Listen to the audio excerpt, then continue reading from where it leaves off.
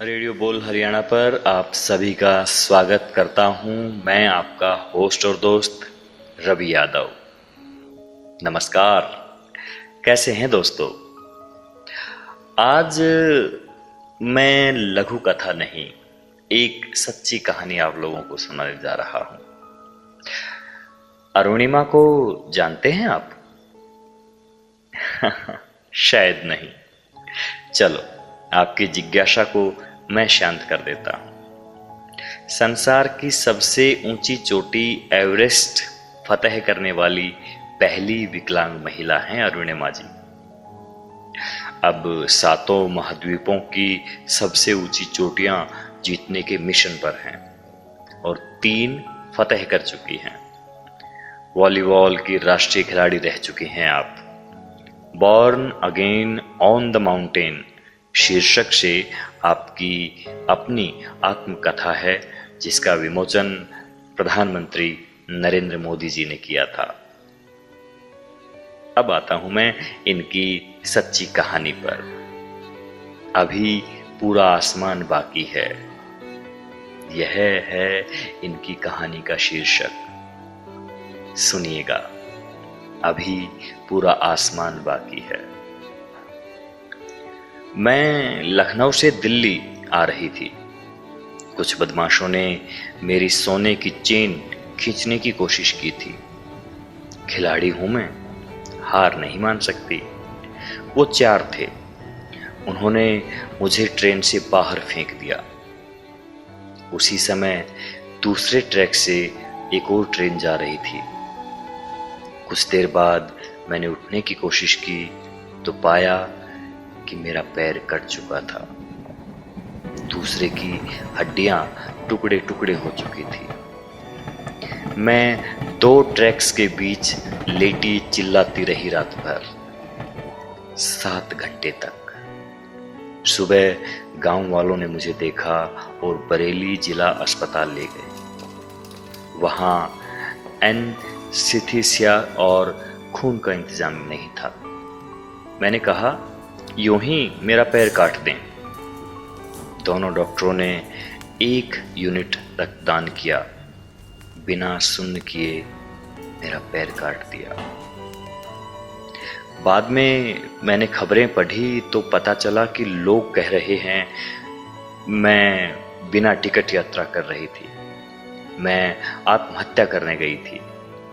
मेरे परिवार ने हर बात का खंडन किया, लेकिन हमारी बात शायद सुनाई नहीं दे रही थी।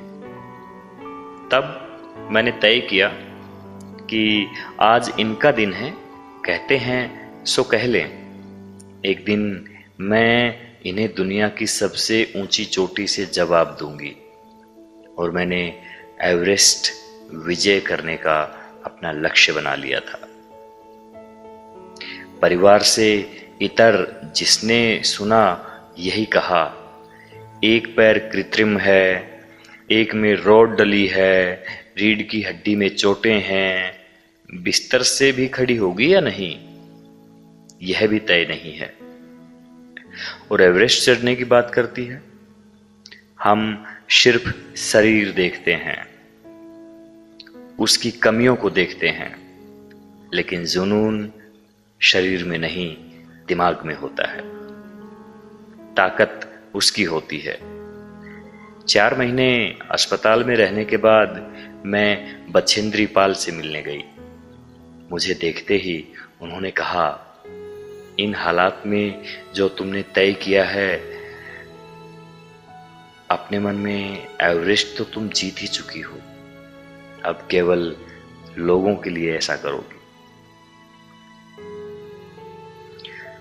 8 महीने मैंने पर्वतारोहण किया। नकली पैर के साथ चढ़ना उतरना मुश्किल था। जख्म ताजा थे, पर मैंने ठान रखा था। अंततः एवरेस्ट चढ़ाई का मौका आया। रास्ते भर पर्वतारोहियों के शव मिलते रहे और हम चलते रहे। मेरी ऑक्सीजन समाप्त हो रही थी। शेरपा ने कहा, वापस चलो। लेकिन मंजिल के इतने करीब आकर मैं किसी भी खौफ के लिए तैयार नहीं थी।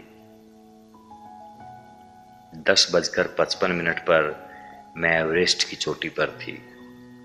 11 अप्रैल 2011 को वह हादसा हुआ था और 21 मई सन 2013 थी जब मैंने अपना जवाब दे दिया था। मैं एक संदेश देना चाहती थी।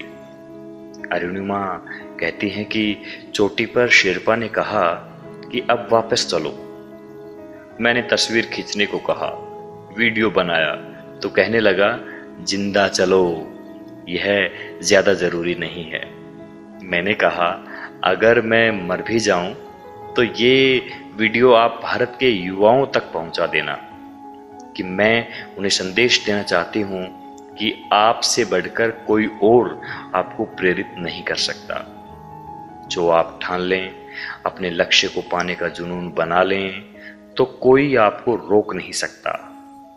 अभी तो इस बाज की असली उड़ान बाकी है, अभी तो इस परिंदे का इम्तिहान बाकी है, अभी अभी तो लांघा है मैंने समुद्रों को, अभी तो पूरा आसमान बाकी है। अरुणिमा जी कहती हैं कि नीला रंग उनके लिए सबसे प्रिय है। उनका कहना है कि यही मेरी प्रेरणा भी है।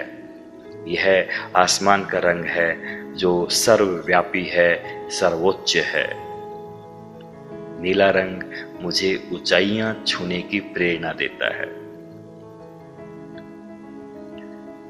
तो दोस्तों, ये कहानी थी विकलांग पर्वतारोही और एवरेस्ट की चोटी फतेह कर चुकी अरुणिमा जी की।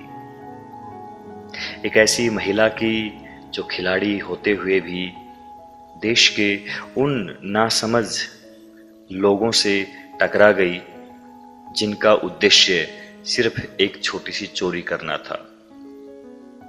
लेकिन ऐसे हालात से गुजरने के बावजूद भी अरुणिमा पर जिस तरह के आरोप प्रत्यारोप लोगों ने लगाए, वो उनसे उभरकर आगे बढ़ी। उसने अपना जो लक्ष्य बनाया, उस लक्ष्य को उसने हासिल किया। विकलांग होते हुए भी विश्व की सबसे ऊंची चोटी पर जाना इतना आसान नहीं होता दोस्तों, और ऊपर से विकलांगता। हम और रेडियो बोल हरियाणा की पूरी टीम अरुणिमा जी के इस पराक्रम को सलाम करती है, नमस्कार करती है। दोस्तों, कुछ इसी तरह की और प्रेरक चीजें आप लोगों से मैं बांटना जरूर चाहूंगा आगे के कार्यक्रमों में। आपको आज की कहानी कैसी लगी, आप हमें अपनी प्रतिक्रिया जरूर भेजें। आपकी प्रतिक्रिया हमारे लिए, मेरे लिए औषधि का काम करती है। आप द्वारा दी गई प्रतिक्रिया वो संजीवनी है जिसके माध्यम से मैं छोटी मोटी कमियों को दूर करने का प्रयास करूंगा।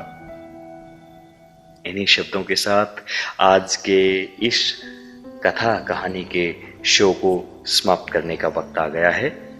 आप सभी से मैं इजाजत चाहूंगा। आप ठीक से रहें, स्वस्थ रहें, ऐसी मैं कामना करता हूं। इन्हीं शब्दों के साथ शुभ रात्रि, शब्बा खैर, गुड नाइट। बोल हरियाणा, जय हरियाणा, नमस्कार।